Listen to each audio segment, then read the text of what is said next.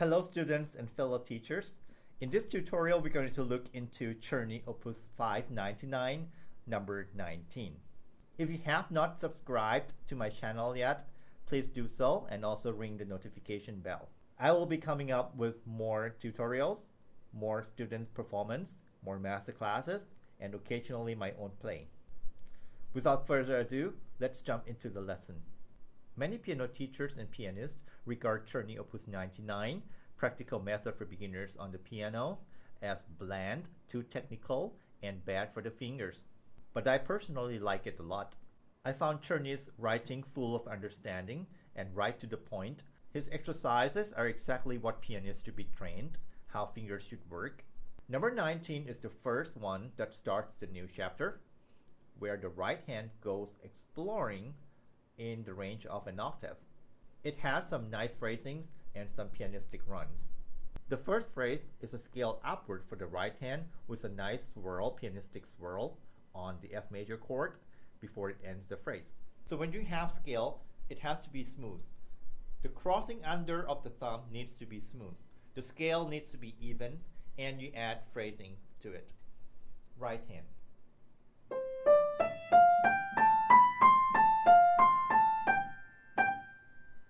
If the scale is not smooth, you should practice it until it's smooth. This is not smooth. This is what I heard from students many times, because the thumb is not prepared to move. You have to prepare to move your thumb. When I play this, these three notes, the thumb is already traveling in advance. And when you cross under the thumb, you have to open the space for the thumb. Do not close. This can be done by opening the elbow. So your elbow has to always open like this. And your thumb has a lot of space, a lot of empty space here that it can travel easily. Again.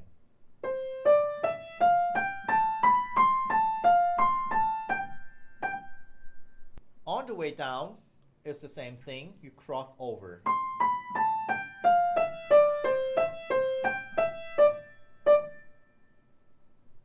So when crossing over, make sure your movement is gradually and you support your arm movement well enough with your elbow again.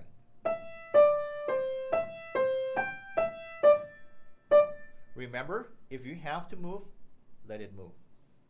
Again.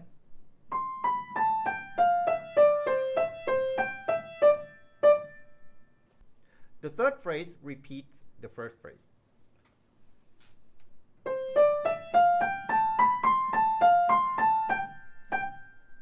Now, the ending of the first section has a very pianistic swirl downwards.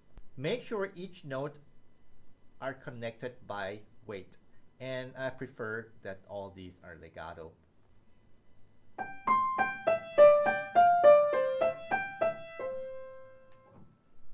Connect all the notes like so. From this finger, feel the weight connected to the next finger. And feel the weight again connected to the next finger. So it's more like walking with 2 feet, right? Walking with 2 feet and then move on. So the weight does not go in the air and snap your fingers like that. You go with the swirl. Okay? Continuous.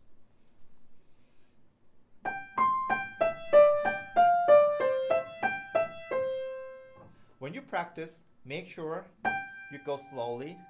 Feel the connection. Feel the connection. Feel the connection. Especially when it changes the direction.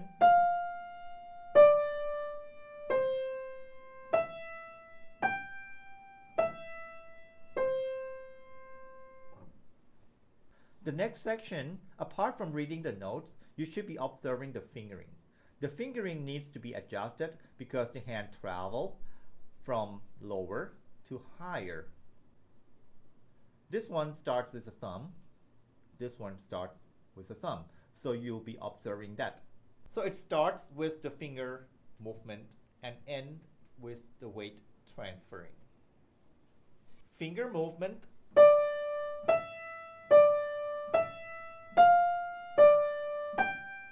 Change the position. And now transfer the weight. Transfer. Finger movement.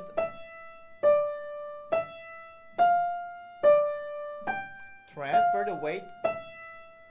It ends with a scale down. Cross over.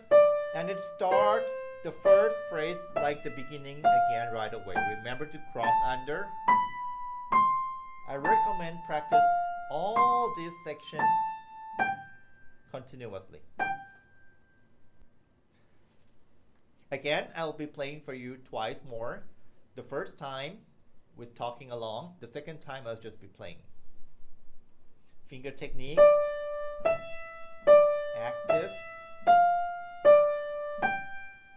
Change position. Connected. Finger position. Active. Connected. Scale down. Connected to the first phrase. Phrasing.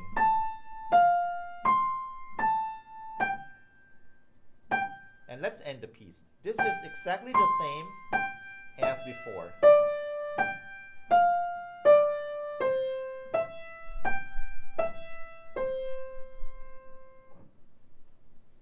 Second time without any talking. I'll play a little bit faster so you feel the momentum of the piece.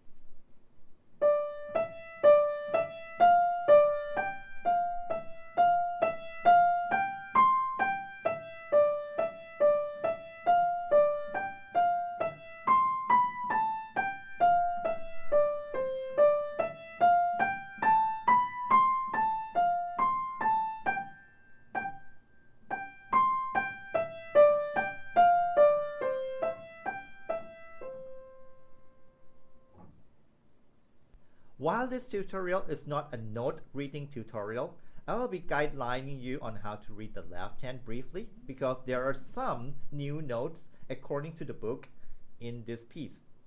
The chords you see along the first line should not be a problem to you. Keep in mind that this is an F major chord, Do, Fa, La, different chord from this one. Once you reach here, you see that the left hand goes quite away from what you normally play. Let's count the notes down. You know that this is a Do, so let's count down to the lowest note. Do, Ti, La, Sol. You have a Sol, and this chord is a Sol, Do, Mi, counting from bottom up. This chord somehow is not the same chord as this one. This one is Sol, Ti, Fa. Okay? These same two chords appear again over here at the end of the piece, which the right hand is also exactly the same thing. So let's check the left hand just a bit before we combine the two hands together. Do, Mi, Sol. 2, 3, 4. Always count. Do, Fa, La. Do, Mi, Sol. And Do, Mi, Sol again. 2, 3, 4. Do, Mi, Sol. Si, Fa, Sol. Do, Mi, Sol. 2, 3, 4. Do, Fa, La. Do, Mi, Sol. And now the chord that we were reading. Sol, Do, Mi. Sol, Fa, Sol, Si, Fa. Do, Mi. Okay, so these two chords needs to be practiced. Sol, Do, Mi. Sol, Si, Fa. Make sure you got them right. When playing hands together, the harmony of the left hand will help the phrasing of the right hand, which is required. The phrasing is required for this piece. It's very lyrical.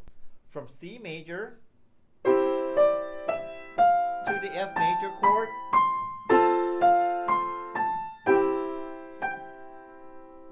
it's a refreshing color, right? So you have to feel good about it. Let's try again.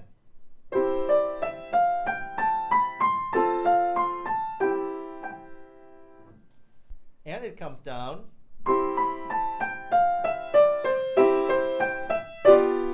Goes up again. Refreshing. Swirl.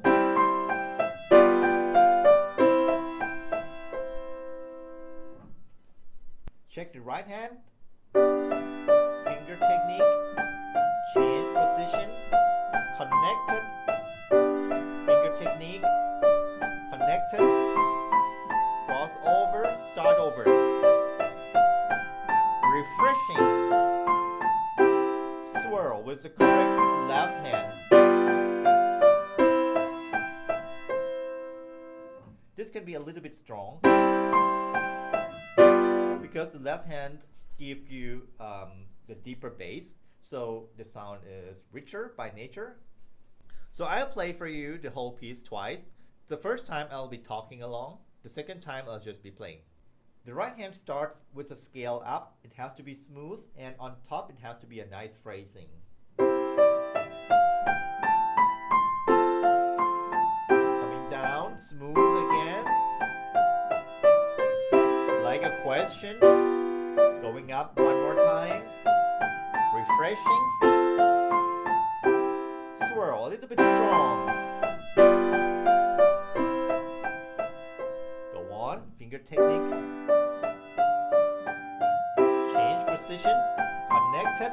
Finger technique. Connected. Smooth scale down. Smooth scale up. Refreshing. A little bit strong.